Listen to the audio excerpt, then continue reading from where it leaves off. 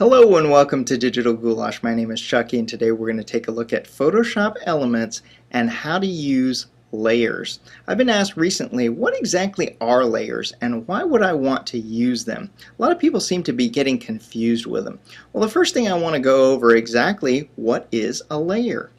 The second thing I want to cover is what an adjustment layer is. And the third thing I want to cover is what a layer mask is. Now what we're going to do when we talk about layers, we're going to talk about copying layers, we're going to talk about layer order, and we're going to talk about blending modes. There's going to be about 6 things that I'm going to cover here. Let's take a look at our picture from Ed Jordan over here, this picture of this football player and the kicker, and I want to thank him using the Creative Commons Flickr licensing.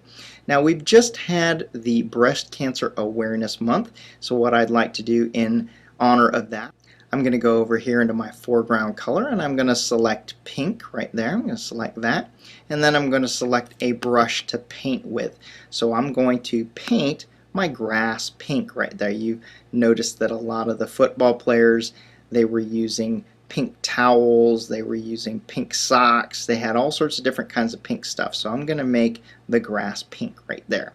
So let's go ahead and paint that. This is looking great. There we go. Oh, wow.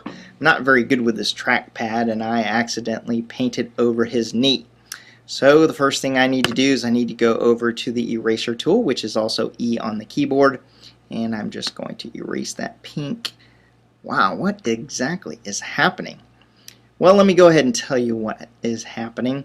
On a locked layer over here, when you're on a background layer, whenever you use the eraser tool, it erases by placing the background color on whatever it is that you're trying to erase. So when you're using a paintbrush, it takes the foreground tool, and whenever you're erasing, it uses the background color over there.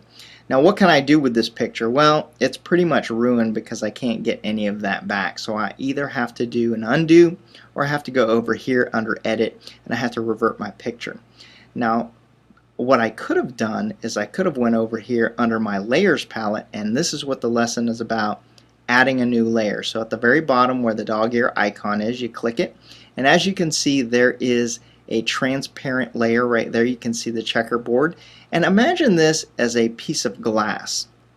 You can paint on your piece of glass, you can use some semi-transparent markers on the glass, and you can move your glass. So let's go ahead and select the brush again, or the B on the keyboard, and let's go ahead and paint once again on our grass. So there we go. Just going to do a real quick job right here. Paint, paint, paint, paint, and then I'm going to duplicate my mistake by painting over his knee. Oh, there we go. Oops. Now let's go ahead and click on the eraser tool, and I come over there and voila, I erase, and as you can see I've erased over his knee. I can also take my move tool right there and I can move this around wherever I want to. Now you're probably wondering, this looks really awful and it doesn't look realistic. Now that's where we're going to get into the blending mode, which is right up here. That's the normal blending mode. It makes it look like paint. When you click on it and you go down to either overlay or soft light, one of these, we click on these. As you can see, this one looks more kind of like a semi-transparent marker that you're coloring over your picture. This, remember, imagine this is a piece of glass and you're taking your semi-transparent marker and you are painting or you're marking and coloring over the grass, and as you can see, it's pretty much turning the grass pink. Now let's go ahead and let's erase the whole thing. Go ahead and erase this, la la la, and we can erase all of this. You can also go over here if you just want to do a quick thing. You can come over here and you can delete your layer by dragging it over into the trash. So that is the layer right there. The next thing I want to cover is the copying of the layer. Why is it that we copy layers? Let's go ahead and do a Command J. I'll also show you where you can find that. That's under Layer, New, Layer via Copy, and what that'll do is it'll copy the entire picture right there. Now why would we want to do that? One reason is to keep the original photo underneath and then any kind of adjusted photo on top. Let me go ahead and drag that one into the trash. What if you just want to copy a piece of your photo? Let's go ahead and do that now. I'm going to take my selection tool. I'm going to use the magnetic lasso, and I'm going to trace this guy right here. Go ahead and put a couple dots down. Do the best I can, trying to trace around him. And there we go.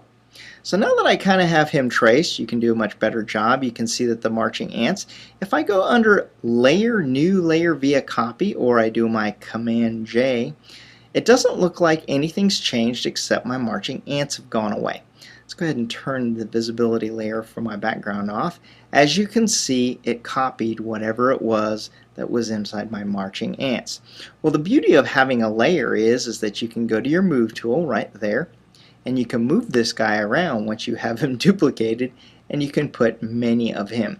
Now what if I want to duplicate him again? Well, yes, Command J will duplicate him again. So now you have 3 of them.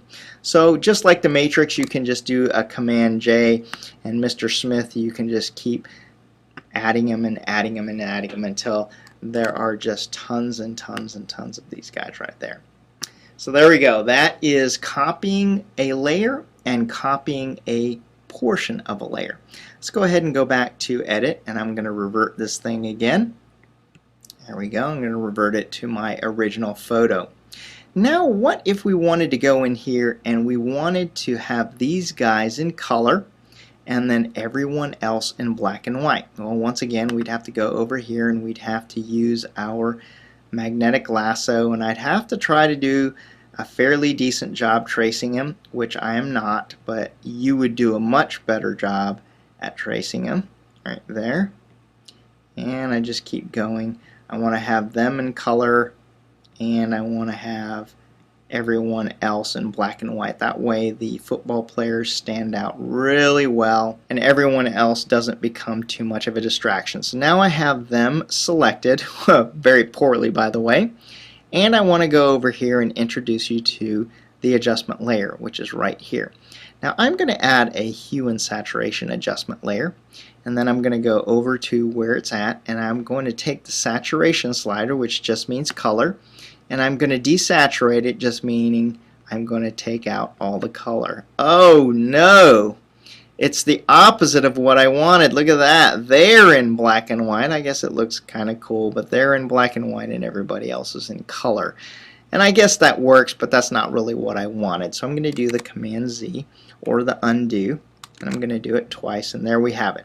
We have them selected. So how do I change this so that everybody else is in black and white? Well, you can go under Select, and you can choose Inverse, which is Command Shift I. And what that'll do is it'll swap out the marching ants to everything else. Now I'm going to go over here, I'm going to select my adjustment layer right there. I'm going to go to hue and saturation. I'm going to do the same thing again. I'm going to grab my saturation slider and then take the saturation out, and as you can see, everybody else turned black and white except my 2 football players, which are now in color. So we've covered the blending mode, we've covered the adjustment layer, we've covered copying the entire layer and copying portions of the layer. The next thing I want to do is I want to cover the order. So I'm going to add some text. So let me go ahead and let me pick a color here. I'll pick a pink color, and let me go ahead and put kickers, and let's pick another one. Are great. Except on this one, let me go ahead and change the color to something different so that you can see what I'm doing. And well, let's try that again. Are great. Let's go ahead and try the color green or sea foam or whatever it is that you want to call it. And there we go. We're going to use our move tool. I'm going to move kickers. Are great. Wow, look at that. As you can see, the words are great or above the word kickers. And as you can see in our layers palette, are great is on the top, and below it is the word kicker. So this is the order from top to bottom on how you're going to see it in your photo. So what if I wanted kickers on top and are great underneath? Well, we could go over here and we could just change the order of things by grabbing this word kickers and dragging it above the word are great. So now we have kickers are great and are great is underneath. So let's go ahead and have a review there. We've covered copying layers with the Command J and copying portions of layers, which is making a selection and copying it with the Command J or the layer, new layer. We've covered the layer order. We've covered the blending mode, which was the very beginning when I painted the grass. One of them looked like paint and the other one looked like a magic marker. Let's go over here. We covered adjustment layers right over there. I'm going to go ahead and take that out. We've covered adjustment layers and we've also covered layer layers. Well, what's the last thing that we need to cover? Well, the last thing that we need to cover are layer masks right there. So what exactly is a layer mask? Well, it's very similar to this thing right over here. I'm going to go over and I'm going to revert my image back to the original one. There is my picture of my kicker and the guy, the placeholder right there. So why would someone want to use a layer mask, being able to mask something off? Usually we use a layer mask when we have two photos and we want to use part of one photo, we want to mask it off, and then use a part of another photo. Let me give you an example here. I'm going to do the copy the layer right here with the Command J, and then I'm going to do something to this particular photo. I'm going to go over to Enhance, and I'm going to adjust my lighting, and I'm going to go over to my levels, and I'm going to really darken this down. I'm going to move the sliders over right over here so that it's really dark in there. So now I have one dark picture and I have one that's correctly exposed there. And maybe what I would like to do is I'd like to go in here and I want them light and I want the background dark so that everybody's looking at the kicker and the placeholder. Well, one way you could do that is you could use a layer mask. If I go in here and I do the same thing again, I select these guys, which I'm doing a really bad job doing. I'm selecting these guys over here. We have it. I'm selecting them, and there we go.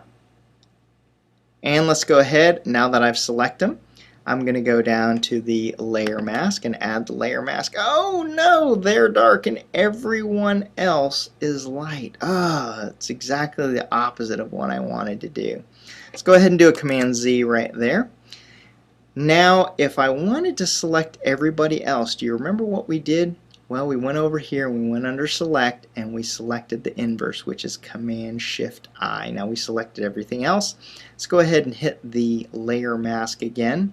And as you can see, what we're doing is that we're masking this layer off right there so that this image can bleed through anywhere that it is black. So we have the original image right here bleeding through, and then we have this image over here. Let's go ahead and do a quick review. Right there. We've gone through our layers. Our layer was just like it was a piece of glass that you can paint on or cut on or color on. We had our adjustment layer in which I changed part of the picture as black and white and the other part of the picture as color. And we have a layer mask right here when we have two pictures and you want to see a portion of one picture and a portion of another picture. Next thing we covered was the blending mode. That was as if we painted one with paint and the other one we painted with a magic marker. The other thing we did was we did a copy, which is a layer via copy. Go ahead and do that. A layer via copy, which was under the layer, new layer via copy right there, or we did a Command J. And the last thing that we covered was the layer order. We went ahead and we put two different pieces of text on there, and the one that was on top was the one that you were going to see, and the other one that was on bottom was the one that was going to be hidden. I hope you learned a little bit about layers here. If you haven't done so already, please subscribe to my videos, give me a thumbs up, give me a like, and favorite my videos. Cheers!